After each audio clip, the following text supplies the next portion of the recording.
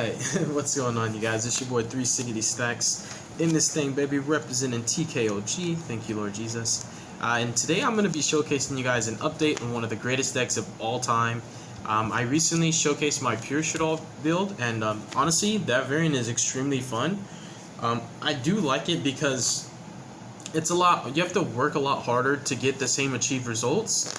And honestly, it's better for budget players, and also at the same time, it's more SHADDOLL oriented, it's more SHADDOLL focused. But this, I feel, is the most powerful variant of SHADDOLLs. It's INVOKED DOGMATIKA SHADDOLLs. I still have not gotten all the Despia cards, but let me show you guys something, just so you guys know, because in case anybody didn't, which I highly doubt that anyone thinks that I don't read comments or I don't make content based on viewers. What their preferences is. I should have it somewhere. It's actually a Despia core. I really do want to show you guys, just so I want to go ahead and grab it, because it's almost complete. So one of my closest friends has been working on this core, and I'll just show you guys the progress so far. So you can see there's 3 comedies, there's 1 dramaturge, there's some tragedies, there's 3 openings, there's the field spells, so it's almost done. Like, we'd need the secret rare level 4, but you guys see, like, the Despia core is almost ready. Honestly, I think that what I could do, I probably might just make an Invoke SHADDOLL Despia Dogmatika build, like the whole thing, and just go a full-fledged 3 stickity stack 60 card deck. Because honestly, I think Despia would work good with all these engines. It'd just be insanely fun, just so many options and routes you could take. I mean, that's just with SHADDOLLs in general. Something I've always liked about this deck is its toolbox and the options that you have. Like, you have such a variety for your plays, and you normally always... It's one of those decks where, like, you can get yourself out of a lot of sticky situations that most decks would be like, dang, like, I can't, you know, I fold. Like, examples... I'm going to get into profile, I promise. Examples would be like, so what do these engines struggle against, right? Like, so these are all going to struggle against Droll and Lockbird, like the Invoked and the Dogmatika cards, but SHADDOLLs will always help you to play through and around Droll. You actually just dump cards to your grave and add them from your grave to your hand.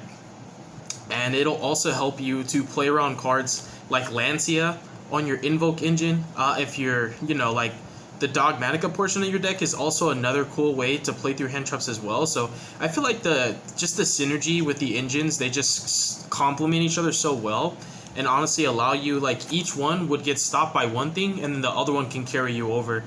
So ideally, if you open all 3 engines, it's basically like your opponent's not going to stop all 3 of them. One of them is going to go off, and all of them have longevity that carries you over into your next turn and so on and so forth. So I really like the deck. It's very powerful. I always take the no hand trap approach because I've never had problem breaking the best boards. This deck's just that powerful in my opinion. The only thing that I feel is mandatory is super polys and droplets for DRYTRON. But believe it or not, this deck is one of DRYTRON's worst matchups. Believe it or not, like, DRYTRON players do not like playing against SHADDOLLs because we can actually super poly their Herald, and then chain block with an Aerial, allowing us to banish their important DRYTRONs in the ritual spell and set up a window that they can't play through. So this deck has a really good DRYTRON matchup. It has a really good Tri-Brigade matchup. It just all around SHADDOLLs are very powerful, and it's not like I'm saying it because it's biased. I'm saying it because it's just the truth. I'm speaking purely from experience, you guys. Like, I've clapped the best decks of, like, every format, like, for the past I don't know how long. If you guys haven't done so already, please subscribe to my channel. If you want to support me in any way, shape, or form, I have multiple ways you can do that. There's no pressure. You really don't have to if you want to, but it's for those who would like to. You can support me through Patreon. I have Cash App, PayPal. Heck, I have a Team Kings of Games, like, I have mediums and larges right now, but I have Team Kings of Games t-shirts that I sell. I wear them to my locals, and also I have a Discord. The Discord is the best thing you could do. That's also the easiest thing. Just become a part of the community, help us grow and expand. So let's go ahead and get into this list, you guys. You guys already know that this is one of my favorite decks, and I always do good with this deck. I just know what I'm doing. I know it like the back of my hand. So let's start with our starters. So we have 3 copies of Alistair. Card is absolutely insane. He's your light attribute. If you open into Alistair with a fusion spell like SHADDOLL Fusion or L plus a doll, it's insane. You can actually set up Kaliga Winda, which is super duper powerful. Kaliga Winda bodies everything that's not a control deck. And when you think about it, what control decks are actually, like, topping events consistently that are considered to be tier 1? Because, like, right now the forefront of the meta is like Prankids, Kaliga Winda claps that. Tri-Brigade, Kaliga Winda claps that. DRYTRONS, Winda by herself claps that deck. You've got... man, those are like the main three that I always think of. But then you've got Dragon Link as well. I think Dragon Link and Virtual World are also incredibly powerful decks. But Kaliga Winda claps both those. Even if Virtual World opens a King Long, they can only negate the Kaliga or the Winda, but they still can't play through the other one. It's just super duper powerful. Kaliga Winda, it just is literally game, and like when you're opening Alistair into your Shaddoll engine, it's just like it just is like an FTK. Like this deck sets up unbreakable boards basically, and it's not literally unbreakable. It's unbreakable in the sense that most of the conventional cards that people main deck cannot break it because they have to special summon or activate multiple monster effects to even attempt to crack the board. It's very good. Alistair is insane. This card is always going to force Ash, so it feels really good when you're going second and you open with Meltdown or Alistair and you already have Shaddoll Fusion or a blowout card, because this will force Ash. And if you already had Invocation, it's insane. Like, Meltdown is the most broken card in this deck, if you ask me, because of the protection. There's so many cool things you could do, like examples, chain blocking. It doesn't even matter when this card's up because your opponent can't respond to anything that's happening in the chain link of Fusion Summon. It gives you free leeway to do whatever the heck you want as far as your Shaddoll plays go. You can manipulate stuff. It's so cool. You can use this card. I even do stuff like summon my Fusion. On summon, I could chain another effect. So I can, for example, let's say like I wanted to dodge Cosmic on my Schism or something like that. I could activate something, the Fusion Summon, Meltdown's up, chain Schism in the middle of the window for my summon of my Meltdown. You can chain your Cosmic Cyclones, you can activate Twin Twisters, you can activate any of your quick effects, and your opponent cannot actually activate anything so long as the last thing that's happening is still the summon. And when you chains resolve backwards, so yours happens first and then the summon is still, you know what I'm saying? Like, it's still gonna happen. Like, I hope you guys understand what I'm saying. Like, you can literally use Meltdown to cheat free spell speed for interactions so long as they're happening in that window. So like, you could summon Invoked Raijin and activate his effect on summon and your opponent cannot respond. It's crazy. Like, these are things that I'm talking about. The invoke cards are just so powerful. And then continuing with starters, like we just know Meltdown's just such a gross card. If you successfully get this up, cards like Dragoon and Utopic Future just don't matter. Cards like Hell to Perfection no longer matter. It's just crazy how good this deck is. We have 3 Nadir. Card is absolutely insane. This card is so cracked. It's a Shaddoll starter.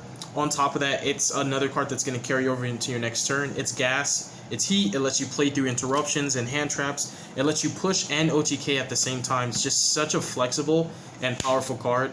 Hands where you open, if you get drolled, something else that's super cool that I like doing is, this happened to me too. Like, I got drolled. What I did, I had Foolish Burial, but it would have worked fine if I had Shaddoll Fusion too. You could use Foolish Burial or Shaddoll Fusion to dump this card's target and basically activate this to add dump, like something like Op Cologne or an Elder, whatever you need, because Op Cologne can add from your deck or your grave to your hand. So you could recur something from your grave to your hand, then you still get to add that Dogmatika from your grave to your hand.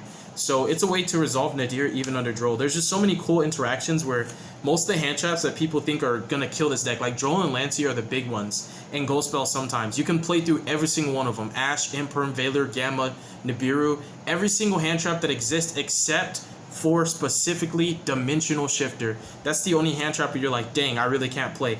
Every other hand trap that exists in the game, you can play through all of them and a combination of multiple.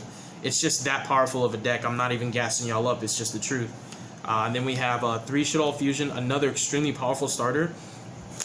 So Virtual World, I like it. It's a very fun deck. It's very popular, and it's very good. So it's popular for a reason. What I do to Virtual World is the same thing I do to Tri-Brigade. I summon Op Cologne using Shaddoll Dragon and Genius as a material. And what happens is, against Virtual World, you use Dragon to target Chuche, you use Op Cologne to target the Shinshin, and you use the Genius as Chainlink 3, the highest in the chain, unless Meltdown's up and they didn't pop it. Genius as Chainlink 3 to target Crystal Wing, so that Crystal Wing is going to negate Genius, but it doesn't matter because the whole point is Genius is to make Crystal Wing's effect wear off for that turn. Then you permanently negate Shinshin, you force them to immediately chain Chuche, so even though your Op Cologne gets banished and your Shaddoll Fusion gets banished, with one card, you out Shinshin, Crystal Wing, and Chuchi, all off of just one card. Just a Shaddoll Fusion. It's that cracked. Against Tri-Brigade, they normally set up Revolt plus the Ancient Warrior Link and Appaloosa. Normally, just off that alone, same interaction, Shaddoll Fusion, dump Dragon, thank you Lord Jesus, dump Genius, summon Cologne, and what you're going to do is you're going to use Cologne to target the Appaloosa to perm negate it, and no matter what, Genius is chain link 3. So Genius targets the Ancient Warrior guy, so that he basically forces his effect out, and then the Dragon will target, the Revo if you get lucky and you snipe it, unless they had multiple back rows. But the point is the fact that Shaddoll Fusion can force Revo to activate, it can force Dragon Lords to preemptively use his effect when they didn't want to, and it permanently negates Appaloosa. So it absolutely just takes all of the interruptions they have and nullifies them with one card. It's just that powerful right now. It's just so good, this format. It's insane. If you are against DRYTRON and you find a way to out Herald, whether it's through Super Poly or Droplets, all you want to do is dump something along with Aerial, so that Aerial can be chain link 1, so that you don't care about Orange Light as long as it's chain link 1. You banish their resources from grave, and no matter what board you make, Winda with no DRYTRON follow-ups is GG no re. It's just crazy, and you want to take the ritual spell out too. Just banish it, get rid of it, It's just so insane. Like, this deck is just that powerful. It's one of my favorite decks for a reason, and this is my list for the current format. So, okay, so I'm just checking the camera view. Alright, so I'm a big advocate of 3 Shaddoll Fusion. I know a lot of people play 1. I am huge on 3.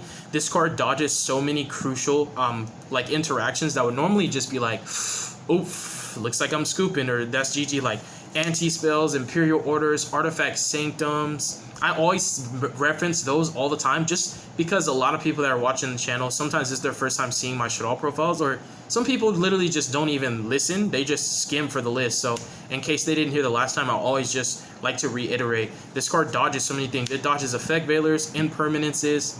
If you don't want something banished off Omen, you can just chain. But the other cool thing is, if they activate Revolt and you have L, you can chain L, summon Winda, and Revolt will not resolve at all. And that's just another cool interaction out of the many.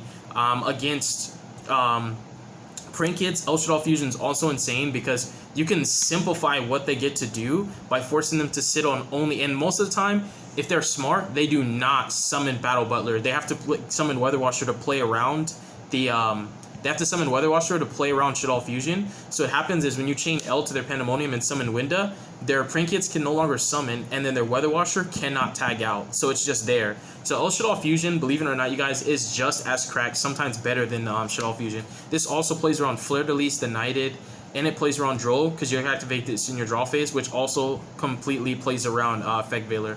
This card just dodges like a lot of things. I can make a list of things that Shaddoll Fusion plays around. This is why this is my favorite. Shaddoll Fusion's more powerful, but Shaddoll Fusion's more versatile, and I like versatility and the sheer utility of a card over its power, if that makes sense. So I always take options over a blowout, you know what I mean? That's just me. That's the kind of player I am. So I always like L, and that's why I played at 3. So these are all starters, and then I play 3 Invocation. It's a starter in my deck, and it doesn't hurt to draw it when your Alistair gets ashed, or if your Alistair gets gammaed, anything like that. It's just insanely powerful. Like, it's when you draw it plus an Alistair or a Meltdown, it's just so free. It's such a great card. And then for the last of the starters, we have 1 Optimus Prime, 1 Foolish, and 1 Ecclesia. So these are all of like the starters. These can just get you out of the early game or set up really, really nice interruptions. And the cool thing with this deck, if you guys didn't know, everything that you can use going first, every single card you can use going first, as far as starters go, can be used just as effectively, sometimes even better, going second. So everything you use to make a board can be used to break a board, and when this deck breaks a board, it makes one in the process. So you always have something that you can end on, and you guarantee follow-ups. So next up, the Shaddoll lineup. I play 3 copies of Squanna, best Shaddoll in the main deck. It has the most utility. And then we play 3 copies of Windy. I'm always big on 3 of these, even if some people like to do like weird stuff like this, play like barely any Shaddolls. I'm an actual Shaddol player, so I always like having a decent amount. I play just enough to where I can consistently open 1. If you don't open at least 1 Shaddol, you really cannot play this deck effectively. I also play 1 Beast, 1 Hedgehog, 1 Falco, 1 Aerial, 1 Genius, new addition, very powerful, very, very, very slept on. A lot of lists do not play him, and the lists that don't play him, that Shaddoll fusion interaction I told you about for DRYTRONS, for Virtual Worlds, and also for Tri Brigades, they cannot do that interaction. And believe it or not, because those decks are so popular, I feel that's what justifies me playing Genius, is those interactions more specifically. I mean, there's cool utility with this. You can dump it on your opponent's turn off cards like Squamata and Construct if you just need to negate something, you know? It's just totally up to you. Because also, when you have only Winda access, Tri-Brigades actually play through Winda by making their first summon double Dragon Lords and they Bouncer. So if you're just working with that, sometimes it's better to summon Opcalone to negate the card they summoned.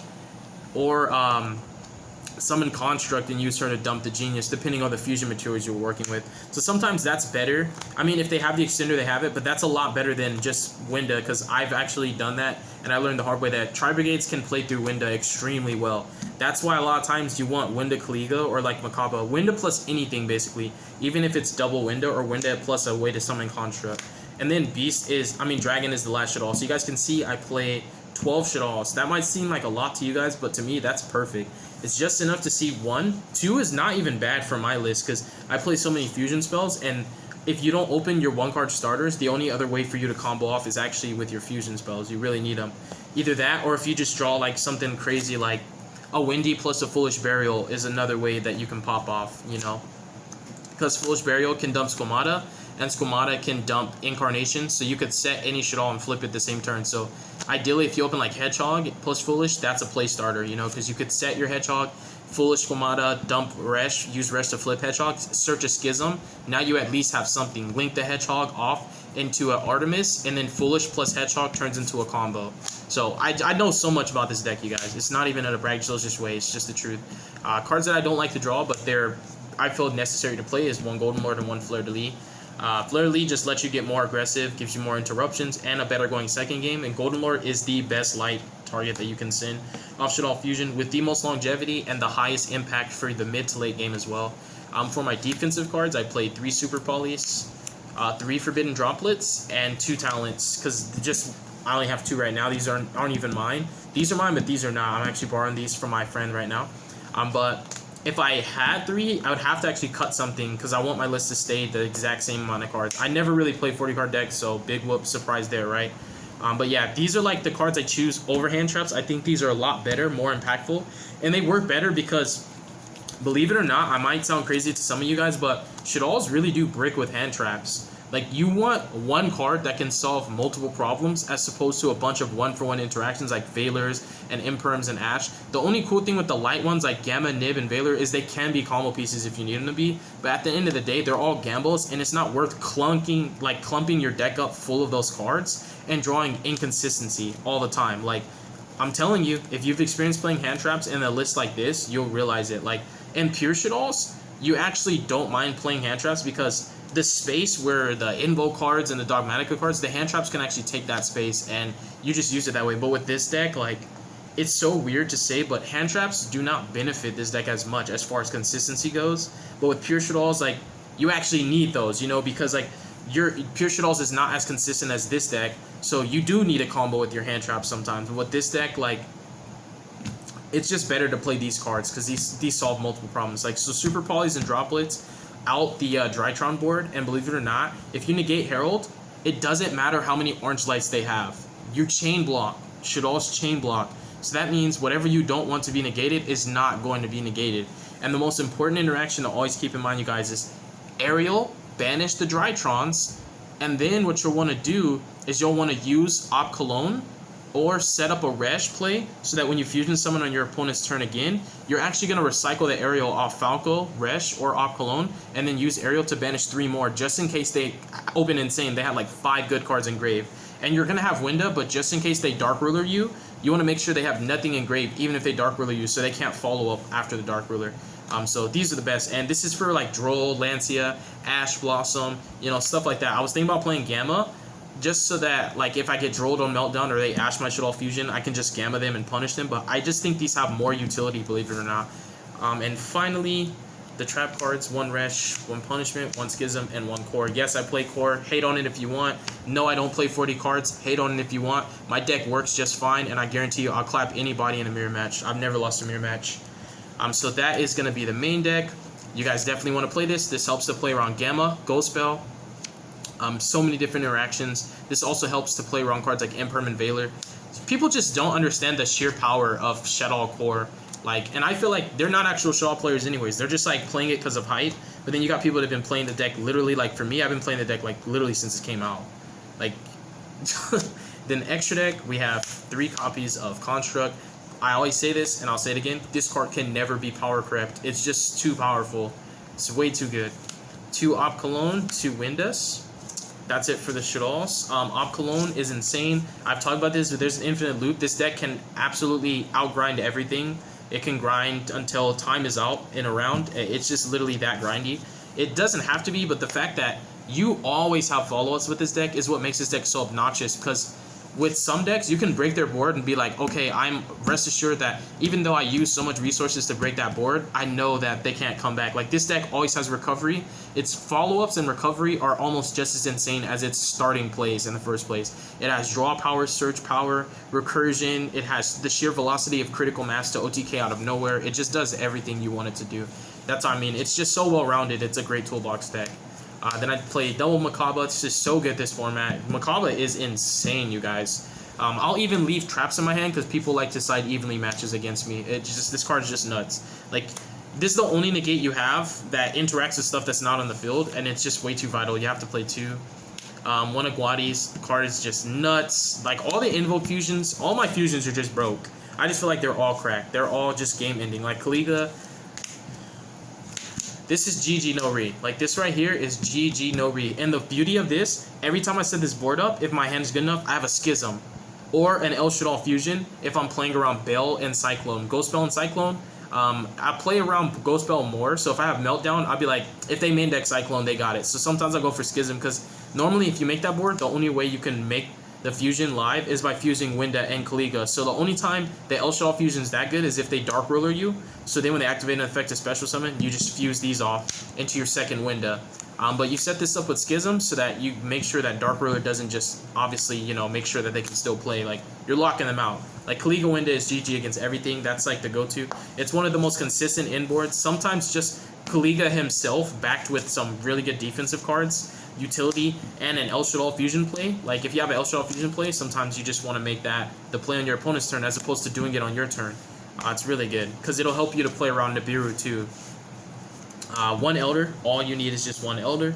And then Gravity Controller, the Magistus Moon Maiden, and Verde Anaconda. You guys might wonder, why are you playing Verde Anaconda? You're not playing Dragoon. So what I do is, this is how I deal with Dragoon, Utopic Future, cards that can be destroyed and can be targeted and stuff like that. Because if it can be targeted or destroyed, I can out it. So Golden Lord and Verde are just essential for the Shaddoll Fusion combo. What I'll do is I'll bait, like, this is the thing, like, people don't understand that Alistair has to be negated. Like, sometimes people just think, like, okay, I have a Dragoon. Like, when you summon Alistair and your opponent has a Dragoon, they 100,000% have to negate this. So, like, that's what I was saying about this earlier in the video. Like, this card is insane.